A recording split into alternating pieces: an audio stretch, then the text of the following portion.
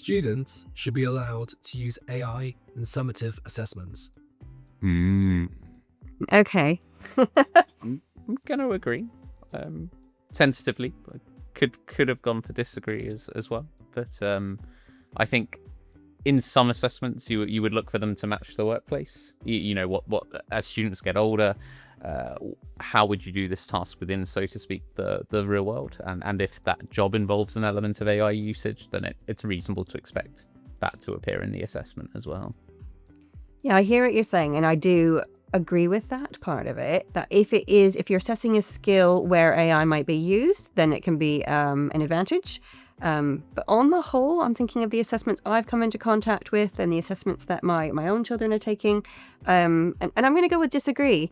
And it's interesting when I wonder if we asked students themselves what they would think, because I think that could be quite a controversial one for them as well. But it's also, there's such a range of assessments. Like I know my daughter's put together a portfolio of which she's allowed to use during a test, so an open book test. And in order to build the portfolio, she has used an element of AI. But when sitting down and doing the exam itself, then it's just her and the use of said portfolio. So I guess there's a range here of how AI might be used. Yeah, and I feel like in maybe informative assessment, you wouldn't want AI use a lot of the time. You know, you're trying to see what they know they can do, often independently.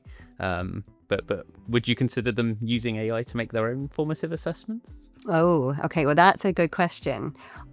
I actually love that idea. I love the idea of children taking ownership of their own learning and by doing so coming up with their own assessments. However, I suppose we could worry about an assessment maybe not be sense checked before someone. Yeah, would it be a good assessment? Yeah. And would they know it's but again, that might be one of the skills that they could be learning, is then how to create their own good assessments is a really good way to learn, isn't it? It's a great skill. So I quite like the idea of informative use. Yeah. Good question. Multiple choice questions are just guessing games in disguise. Okay. That's a great question. Okay. Multiple choice just get. Oh, okay. I'm going on strongly disagree. Okay, tell me why. I think multiple choice questions are great.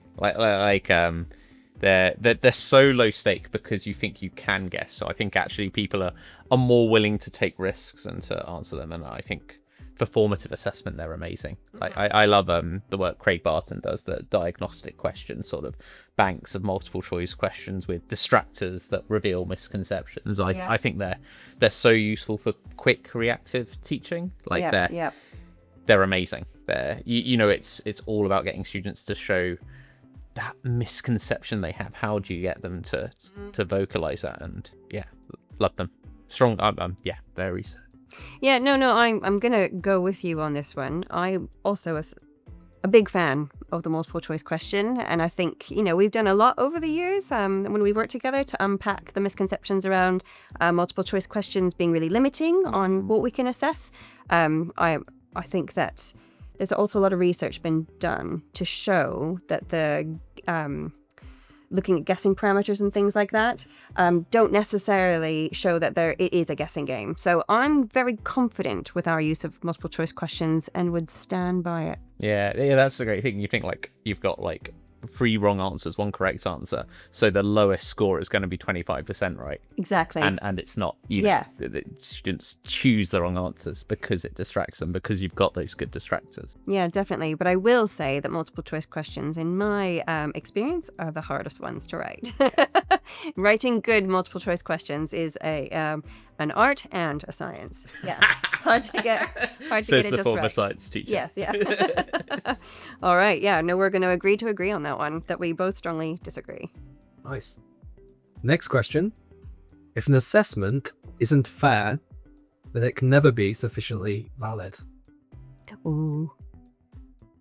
Okay. I have to pause for thought on that one. It's one of I think it's the hardest one so far. It doesn't have the same gut reaction. Yeah.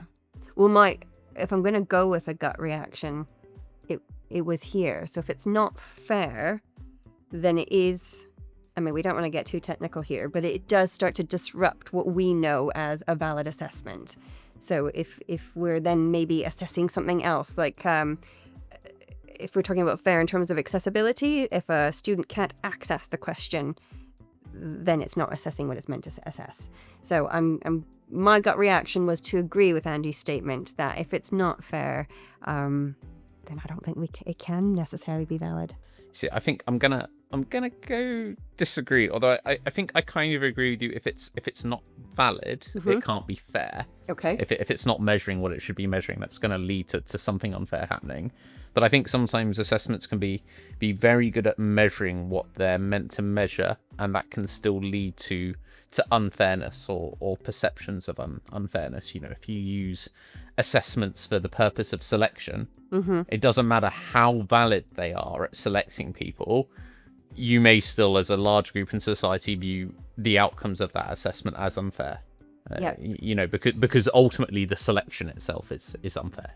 The rationing of university places or something like that. Okay.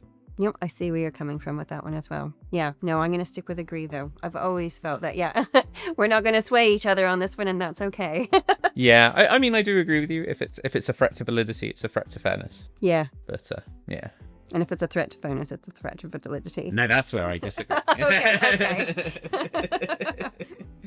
Maybe it can be valid, but still be unfair. That's Okay. Right, final question. Parents and guardians don't need to know anything about assessment. Oh. Okay. Well, that's an interesting one, because I'm now thinking of myself being a teacher in the past and having conversations with parents and guardians. And then I place myself in the role of a parent. Yeah. And it's a very interesting change of dynamic, isn't it? It feels very different suddenly when there's a lot of more emotion attached to it when it's your Yeah, Right. I mean, my daughter is just 2 years old, and I think I know very little about how you assess 2-year-olds. Ah, interesting.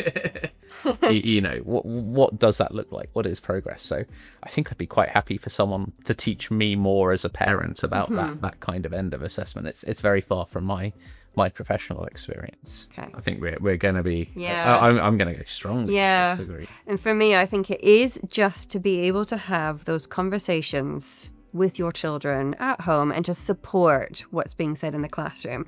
So the more they say, the more they learn about the assessments and how they're used, I would say the better in terms of just having those conversations with your children.